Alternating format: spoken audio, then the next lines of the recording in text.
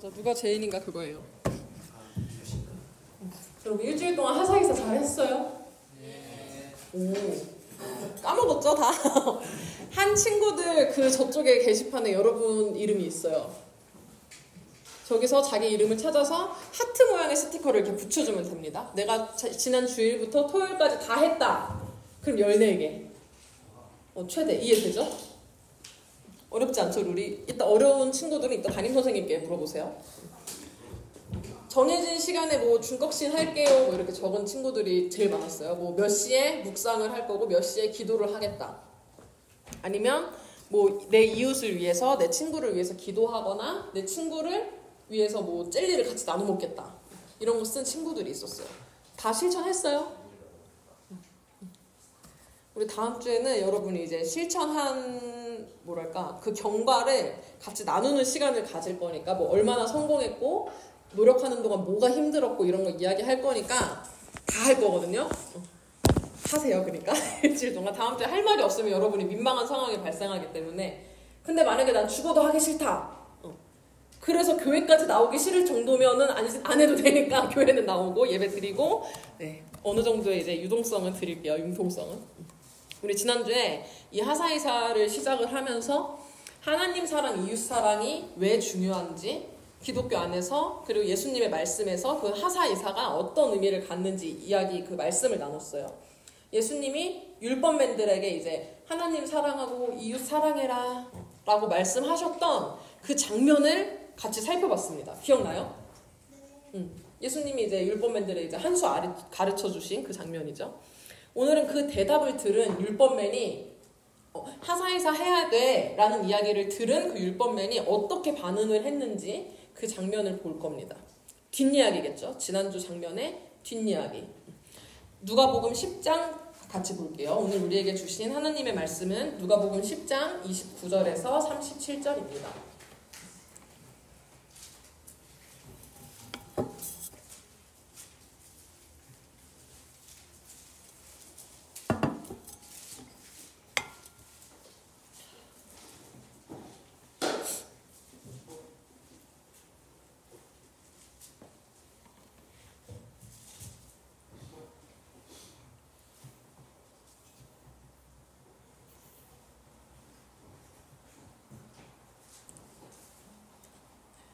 홍길아 너 찾았어? 오케이. 다 찾았죠 이제? 안 찾은 친구 없죠? 교독할게요. 그 사람이 자기를 옳게 보이려고 예수께 여짜오되 그러면 내 이웃이 누구니까?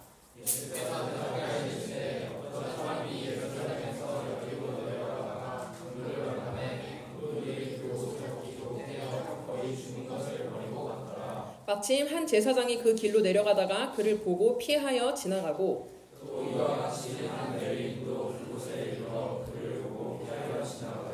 어떤 사마리아 사람은 여행하는 중 거기 이르러 그를 보고 불쌍히 여겨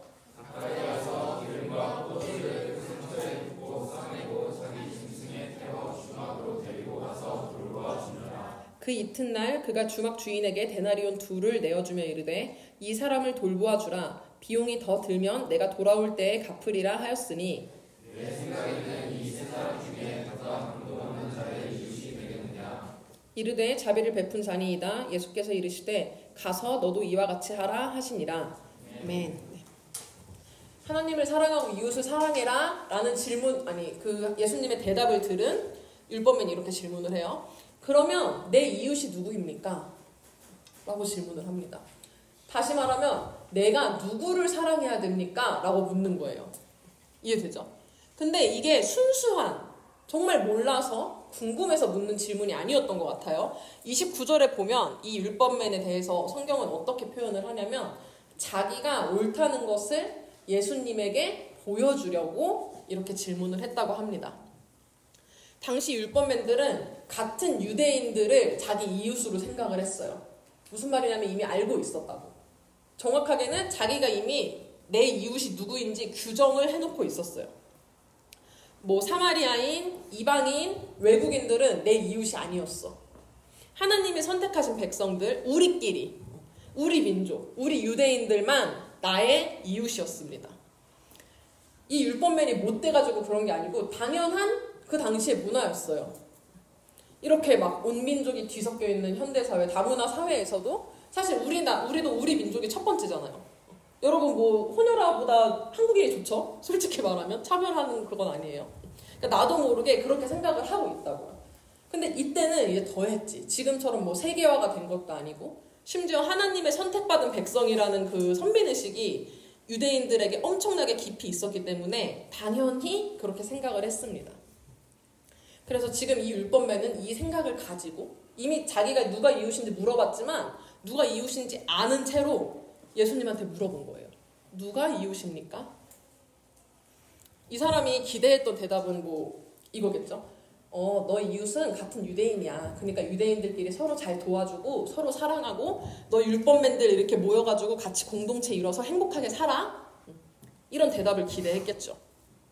그럼 이제 이 율법맨은 이런 대답을 하려고 했을 거야. 과시하려고 했던 거니까 네, 저는 그렇게 살고 있어요. 저희 율법맨들은 이렇게 모여가지고 맨날 성경 읽고 서로 우리 막 토론도, 성경에 대해서 토론도 하고 음식도 나눠 먹고 잘 지내고 있어요. 라고 과시하고 싶어서 예수님께 질문을 했던 것 같아요. 근데 우리 성경을 보면 대화가 이런 식으로 흘러가지 않습니다. 이 율법맨이 기대하고 상상한 대로 예수님과의 대화가 흘러가지 않아요.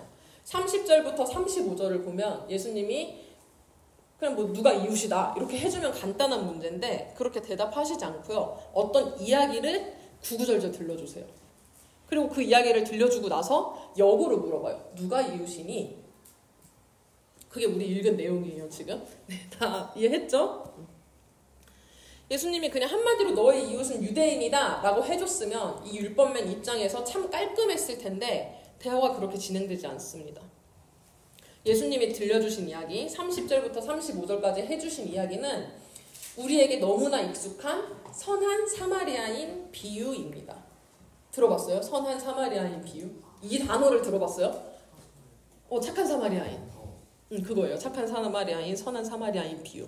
대충 다 알죠? 복음서에는 이렇게 예수님이 비유로 대답하실 때가 참 많은데요. 비유는 예수님이 지어낸 이야기라고 했어요. 예수님이 지금 지어낸 거야. 실화가 아닌데 지어내신 이야기라고요. 근데 왜 지어냈냐? 예수님이 거짓말쟁이라서 없는 얘기를 만들어냈냐? 이게 아니고 예수님이 어떤 주제를 전달해주고 싶으셔서 이 이야기를 통해서 어떤 교훈을 이 율법맨에게 가르쳐주고 싶으셔서 이야기를 만들어내신 겁니다. 2000년 전 이 율법맨에게 그리고 지금 우리에게 어떤 의미를 탁 전달해주고 싶으신 거예요. 그거를 한번 볼게요. 등장인물이 있어요. 어떤 사람이 혼자 예루살렘에서 여리고로 걸어가고 있었어요. 근데 이 길은 우리처럼 막 아스팔트도 잘 돼 있고 치안이 좋고 이런 지역이 아니고요. 길도 험하고 울퉁불퉁하고 골짜기도 많고 해서 그 틈새마다 강도들이 매복을 하고 있는 그런 길이었어요. 지나가는 사람이 이렇게 재산 뺏으려고 숨어있는 강도들이 많았습니다. 그래서 아니나 다를까 이 어떤 사람 한 사람도 강도를 만났어요. 근데 그 강도가 이 사람이 갖고 있던 돈, 귀중품 물론이고 입고 있던 옷까지 다 뺏어갔대요. 단체로 이게 몇 명이 우르르 와가지고 죽기 직전까지 패놓고 다 뺏어간 거야. 그 한 사람 거를. 그렇게 강도는 다 가지고 떠납니다. 그러면 남아있는 이 사람은 완전 발가벗겨진 채로 그냥 그 울퉁불퉁한 길 한복판에 혼자 누워서 숨만 겨우 쉬고 있었겠죠. 이 사람이 있는 이 길, 그 사람이 누워있고 비참한 그 모습으로 누워있는 그 길을 몇몇 사람이 지나가요. 첫 번째 지나간 사람, 제사장. 이 제사장도 예루살렘에서 여리고를 가는 길이었거든요. 예루살렘 성전에서 자기 일, 하나님께 제사 드리는 그 일을 다 마치고 여리고로 돌아가던 길이었어요. 근데 그 제사장이 다 죽어가는 사람을 보고는 멀찌감치 피해서 가요. 그래, 뭐야 이러고 떨어져서 가. 이렇게 돌아서. 다음으로요. 레위인이 지나갑니다. 레위인 알죠? 성전에서 제사 일을 도와주는 사람. 제사장을 도와서 하나님께 제사 드리는 사람이에요. 이 사람도 먼저 지나갔던 제사장처럼 그냥 혼자 피를 흘리며 누워있는 그 사람을 지나쳐서 자기 갈 길을 갑니다. 그리고 마지막으로 사마리아 사람 지나가요. 사마리아 지역은 사마리아 사람에 대한 유대인들의 감정은 되게 안 좋았어요. 쟤네는 원래 같은 이스라엘 민족이었는데 배신자야. 이방 민족이랑 결혼하고 하나님을 등진 배신자들이야. 해서 이 율법맨들은 사마리아인들을 진짜 싫어했어. 유대인들이 보기에 이 사마리아 사람들은 하나님을 사랑하지 않는 사람들이었어요. 하나님 사랑을 실천하지 않는 사람들. 그런 사마리아 지역 출신의 한 사람이 혼자 피 흘리며 누워있는 사람을 발견을 해요. 강도 만난 그 사람을 발견을 합니다. 근데 이 사람은 반응이 달랐어요. 먼저 불쌍히 여겼다고 나옵니다. 그 혼자 누워있는 그 사람을 불쌍히 여겼어요. 치근한 마음이 들어서 어떤 또 행동을 해요. 몸을 움직여서 행동을 합니다. 34절과 35절을 여러분 성경책으로 다 함께 읽어볼게요. 안 덮었죠? 누가복음 34장 34, 35절 시작!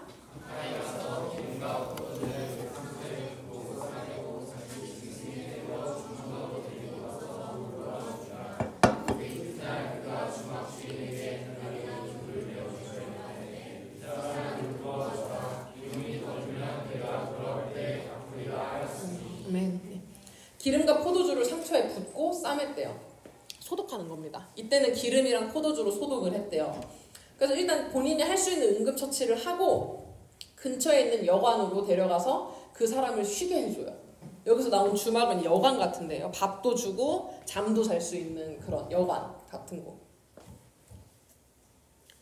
그 여관까지 이 사람을 들쳐매고 가. 자기 짐승에 태워서 도착을 합니다. 그리고 그 여관에서 쉬게 해줘요. 뭐 상처 더 치료해줬을 거고 먹을 것도 조금 뭐 물도 먹였을 거고 옷도 대충 이렇게 입혀줬겠죠. 자기한테 있던 걸로. 그렇게 일단 그 사람을 돌보다가 다음날 이 착한 사마리아인, 선한 사마리아인은 자기 길을 떠나요. 원래 자기 일정이 있었던 거야. 그 길을 떠납니다. 근데 그 일정을 하려고 나가면서 그냥 떠나지 않고요. 끝까지 이 불쌍한 사람을 위해서 최선을 다해요. 어떻게 하냐면 여관 주인한테 2달치 숙박비를 줘요. 내가 지금 이제 여리고로 갈 건데 내 용무가 있어서 나는 떠나요. 근데 이 돈으로 이 사람 좀 돌봐주세요. 라고 하고 자기 일을 보러 가요. 근데 만약에 돈이 더 들면 내가 갔다가 오는 길에 더 줄 테니까 좀 잘 좀 챙겨주세요. 하고 자기 길을 떠납니다. 여기까지가 예수님의 비유 끝이에요. 그러고 나서 예수님이 질문 하나를 던지세요. 제사장, 레위인, 사마리아인 이 셋 중에 누가 강도 만난 자의 이웃이니? 라고 물으십니다. 여러분은 누가 이웃 같아요? 1번, 2번, 3번이라고 치면 사마리아인 세 번째가 이웃 같죠. 이 율법맨도 동일하게 대답을 해요. 그 자비를 베푼 사람, 그 사마리아인이 이웃입니다. 라고 대답을 해요. 그러니까 예수님이 가서 너도 똑같이 해 라고 말하십니다. 가서 너도 누군가에게 자비를 베풀고 돌보아주고 사랑을 줘라 라고 대답을 하세요. 좋은 말이죠. 맞는 말이죠. 우리 이 말씀 보면서 이제 이웃을 뭐 도와줘야겠다 이런 생각들을 많이 합니다. 근데 율법맨이 처음에 예수님께 질문한 내용이 기억나나요? 오늘의 설교 제목 누가 이웃인가? 누가 이웃인가? 율법맨이 예수님한테 물어봤던 건 누가 나의 이웃입니까? 하는 내용이었어요. 근데 예수님의 대답은 너 이웃한테 자비 베풀어 라고 대답하십니다. 뭔가 이상하지 않나요? 누가 이웃이냐고 물어보면은 상식적으로 누가 이웃인지 대답을 해줘야 되는데 누가 이웃입니까? 라고 했는데 너 가서 자비 베풀어 라고 대답하신 겁니다. 예수님이 이해력이 부족해서 그러시진 않았겠죠? 왜 이렇게 대답을 하셨을까요? 누가 이웃인가? 라고 물어봤던 율법맨의 이 질문은요. 사실 내가 사랑할 대상을 한정짓겠다라는 의도에서 나온 질문입니다. 이해되나요? 한정하는 거. 제한, 리미트를 거는 거야. 딱 여기까지가 내 이웃이야. 를 하고 싶으니까 예수님한테 물어봤던 거예요. 여기까지에 해당하지 않는 이쪽의 사람들은 배제하겠다는 겁니다. 나의 울타리 밖으로 남겨두고 그 사람들은 나는 모르고 이 안에 있는 사람들을 내가 잘 이렇게 사랑할 거야 라는 의도로 질문을 한 거예요. 내 이웃, 요즘 표현으로 하면 내 사람이라는 그 테두리 안에 포함되는 사람들, 그리고 이 네 사람이라는 테두리에 포함되지 않는 사람들로 구분을 짓겠다는 의도입니다. 세상적인 기준으로 본다면 문제될 건 없죠. 어쨌든 네 사람한테 잘 하려고 물어본 거예요. 그거는 인정이야. 네 사람을 정해서 여기에선 내가 잘해줄 거라고. 당연히 뭐 내 식구부터 챙겨야 하고, 당연히 내 사람부터 챙겨야 하고. 사실 이것조차도 하지 않는 세상 사람들이 너무 많기 때문에 우리 그 제한된 범주 안에서만이라도 사랑을 하면 되게 이타적이라고 생각을 합니다. 그거 맞아요. 문제는 없죠, 사실. 근데 예수님이 원하신 이웃사랑은 그 정도의 차원이 아니었습니다. 내 주변 사람들, 특정 무리만 내 사람으로 정하고 그 사람들을 위해서는 내 목숨이라도 내놓을 것처럼 희생하는 차원이 아니고요. 내 울타리 밖에 있는 사람들을 내가 키우는 개만도 못하게 취급하는 것을 원하신 게 아니고요. 그 이상의 차원을 예수님께서는 요구하십니다. 예수님은 율법맨의 질문을 나의 이웃이 누구입니까? 에서 나는 누구의 이웃인가?로 바꾸어 대답하신 거예요. 좀 어렵죠? 잘 생각하면서 따라와 보세요. 우리 기독교인들이 해야 할 건요. 나의 이웃이 누구인지 한정하고 그 외의 사람들을 배제하고 이 안에서만 사랑과 자비를 베푸는 게 아니고요. 내가 먼저 누군가에게 사랑과 자비를 베품으로써 그 사람의 이웃이 되어야 한다는 겁니다. 아까 예배 전에 우리 찬이가 열강을 해줬던 김춘수의 꽃이라는 시가 있어요. 하나 넘겨주시면 찬이 읽어볼래요? 내가 그의 이름을 부르기 전에는 그는 다만 하나의 물질에 지나지 않았다. 내가 그의 이름을 불러주었을 때 그는 나에게로 와서 꽃이 되었다. 내가 그의 이름을 불러준 것처럼 그는 따라서 안 보이는 거예요. 나의 이 빛깔과 향기에 알맞는 누가 나의 이름을 불러나오. 그 다음 주원이.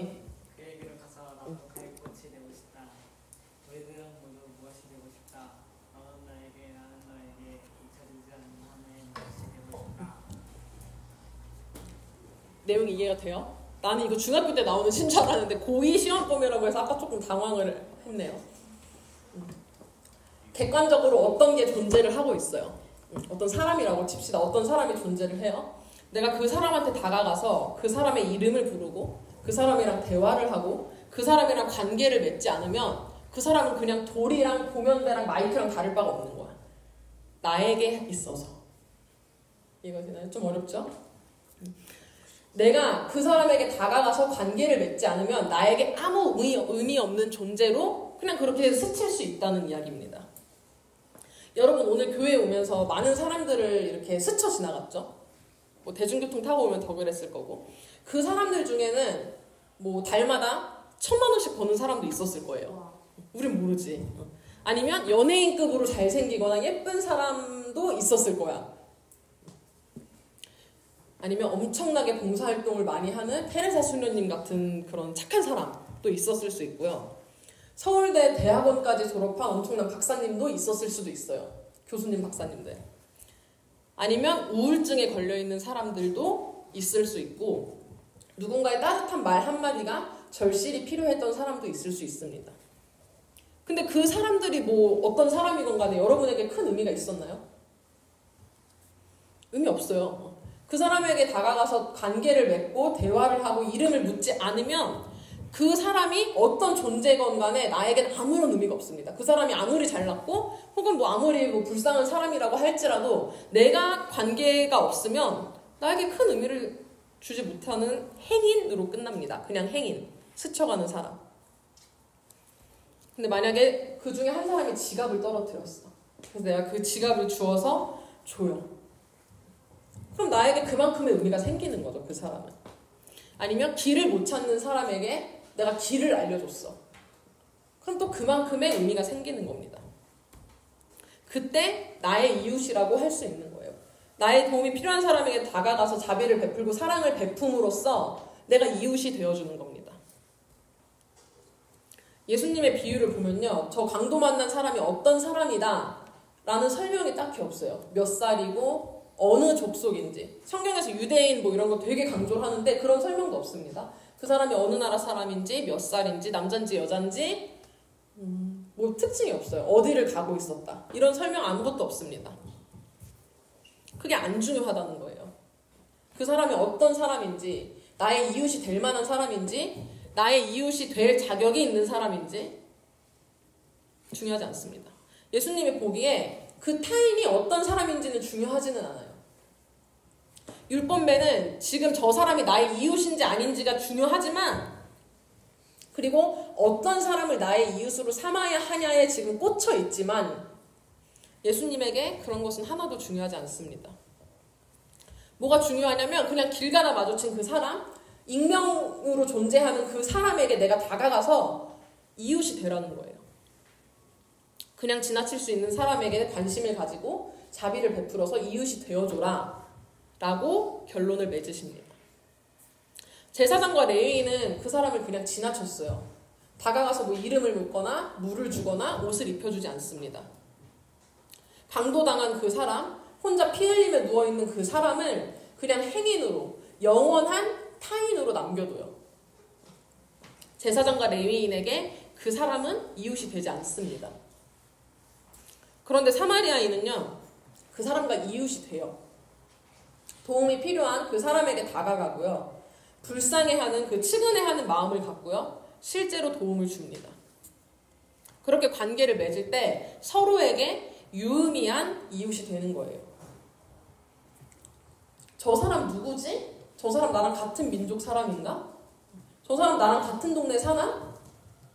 이런 식으로 그 사람에 대해서 재고, 판단하고 이런 거를 안 해요.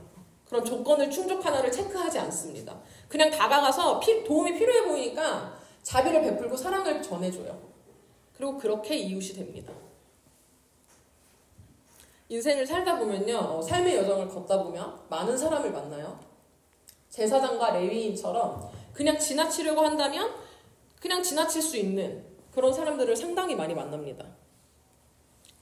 진짜 길에서 만나는, 아까 예시 들었던 그런 행인들만 의미하는 게 아니고요, 여러분의 반 친구들도 그 정도 사이로 끝날 수 있어요. 그냥 스쳐가는 사이로 두려면 1년 대충 버티다가 크게 마음 안 쓰고 그냥 내년에 반 바뀌면 빠이빠이 하는 그 정도 사이. 그런데 오늘 예수님은 우리의 그런 모습을 제사장과 레위인 같다고 말씀하십니다. 제사장과 레위인이 그 사람을 괴롭힌 거 아니에요. 이 사람은 강도가 괴롭혔어요. 제사장과 레위인은 죄 지은 건 없어요. 그냥 적당히 거리 두고 나와는 상관없는 사람이니까 라고 자기가 이제 규정을 하고 그냥 행인으로 두고 자기는 자기 길 갑니다. 사랑할 이웃으로 삼지 않았을 뿐이에요. 아마 이 두 사람은요, 예루살렘에서 제사 드리고 다시 말하면 열심히 하나님을 사랑하고 돌아가는 길이었을 거예요. 지난주 이야기했죠. 하나님 사랑 그렇게 열심히 해도 이웃 사랑 없으면 반쪽짜리 신앙인입니다. 예수님은 우리에게 더욱 적극적인 이웃 사랑을 요구하세요. 네 사람만, 내 사람만 이웃이 아니야. 지금 너 눈에 띈 사람, 너의 사랑과 자비가 필요한 그 사람을 돕고 그 사람의 이웃이 되어줘 라고 말씀하십니다. 우리의 일반적인 생각보다 훨씬 넓은 개념이죠. 이렇게까지 할 자신은 없죠. 힘들죠. 근데 다행인 건요, 예수님이 우리에게 전 세계의 모든 기아난민 문제를 해결하라고 하신 게 아니고요, 유튜브에 있는 폐지 줍는 할머니들을 다 도우라고 하는 게 아닙니다. 사마리아인의 행동을 통해서 우리는 두 가지 사실을 발견할 수 있어요. 첫 번째, 내 눈앞에 도움이 필요한 자를 먼저 불쌍히 여기는 겁니다. 내 눈앞에. 내가 인생길을 걷다가 만나는 그 사람. 그리고 두 번째, 이 사람 자기 길 갔어요. 이 사람 그 불쌍한 사람 돌봐주고요. 사마리아인 자기 원래 일정 하러 갑니다. 무슨 말이냐면 당장 내가 할 수 있는 일 이렇게 하면서 이웃도 사랑하고 할 수 있는 그 범위가 있다는 거예요. 내 모든 일상 다 버리고 자원봉사만 평생 하고 불쌍한 사람들 뒤치다거리만 평생 하라는 게 아니에요. 사마리아인은 길 가다 마주친 그 사람을 외면하지 않았어요. 지금 이곳에서 하나님이 나에게 보여주신, 하나님이 나에게 보내주신 그 사람의 이웃이 되어주기로 결심을 합니다.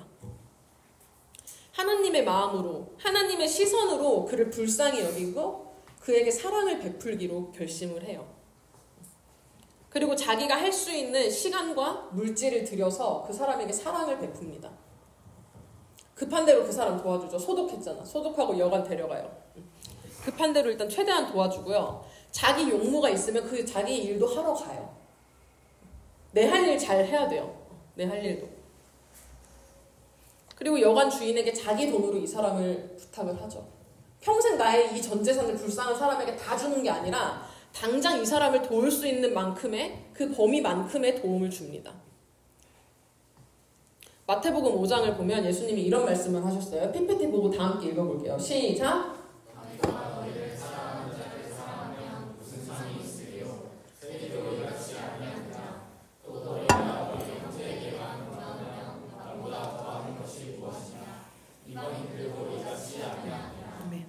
예수님이 유대인들에게 하신 말씀이에요. 유대인들아, 너희가 너희끼리만 사랑하고 서로 그렇게 챙기고 다가가고 하면 그게 무슨 이웃사랑이야. 그런 건 하나님을 사랑하지 않는 사람들, 세리나 이방인들도 그 정도는 해. 세상 사람들도 그건 해. 너희는 그 수준이 아니라 한 단계 더 나아가서 적극적으로 이웃사랑을 실천해야 돼. 이웃의 범주를 정해놓고 그 안에서 니들끼리만 내 사람 거리지 말라는 겁니다. 그 수준을 넘어서요. 저 사람, 그냥 여기 이렇게 존재하고 있는 사람이 어떤 사람이건 내 눈에 자꾸 띄고 내 마음이 자꾸 가고 나의 손길이 필요해 보인다면 다가가서 이웃이 되라는 거예요. 아까 말했듯이 이웃이 될 만한 내 마음에 든 사람을 이렇게 가려내서 그 사람을 돕고 그 사람을 뭐 사랑해주고 이런 것도 굉장히 이타적인 일인 건 맞아요. 이타적인 일이에요. 근데 예수님이 요구하시는 것은 그 수준이 아니라고요. 쟤가 어떤 사람이건 안 중요해. 저 강도 많은 사람이 어떤 사람인지 설명하지 않았던 것처럼 쟤가 어떤 사람인 건 안 중요하고요. 나를 필요로 한다면, 그리고 자꾸 내 눈에 띄고 내 마음이 가는 사람이 있다면 먼저 다가가서 사랑하고 이웃이 되라는 겁니다. 저는 요즘 시대를 혐오 시대라고 생각을 해요. 혐오 사회. 혐오. 나와 타자 사이에 선 긋는 걸 너무 좋아합니다. 그게 편해요, 살아갈 때. 내 사람이 아니면 나랑 다른 종족 같으면 우리라는 이 범주에 끼어있지 않으면 그냥 혐오야. 무관심도 아니고요. 혐오예요, 혐오. 전도사님 요즘 유튜브를 좀 많이 보는데 유튜브에서 이런 댓글을 봤어요. 글로만 읽어도 진짜 내가 숨이 턱 막혔는데 세 사람이 나와요. 근데 피식대학 영상을 보다가 피식대학 어떤 BGM이 있는 거야. 근데 궁금했나 봐요, 저 사람이. 되게 친절하게 말했죠. 인트로에 나오는 노래 제목이 뭔가요? 제발 알려주세요. 이보다 더 친절하게 물어볼 수 없어. 근데 저 B라는 사람은 음성 검색은 포민? 그냥 넘어가면 되잖아, 자기가 알려주기 싫으면. 기본적으로 의사소통 방식이 다 이렇습니다, 요즘에. 세 사람이 나와요. 도움이 필요한 A라는 사람, 시비건 B, 도움을 제공한 C. 숨 막혀. 저것만 봐도. 그리고 이 댓글을 보고 댓글을 달지 않고 지나간 저와 같은 사람들, 수많은 사람이 있겠죠. 누가 A의 이웃이 되어줬나요? C요. C. 한 번만 말해도 돼요? C. 누가 나의 이웃인가를 선긋는 대신 지금 내 눈앞에 있는 사람에게 다가가서 이웃이 되어주는 저와 여러분이 되기를 축복합니다. 저 정도 어려운 거 아니잖아요. 저 정도 다가가서 해줄 수 있는 거잖아요. 혐오 사회를 넘어서 우리 더욱 적극적으로 이웃을 사랑하는 하이틴이 되기를 축복합니다. 다 함께 일어나셔서 찬양하겠습니다.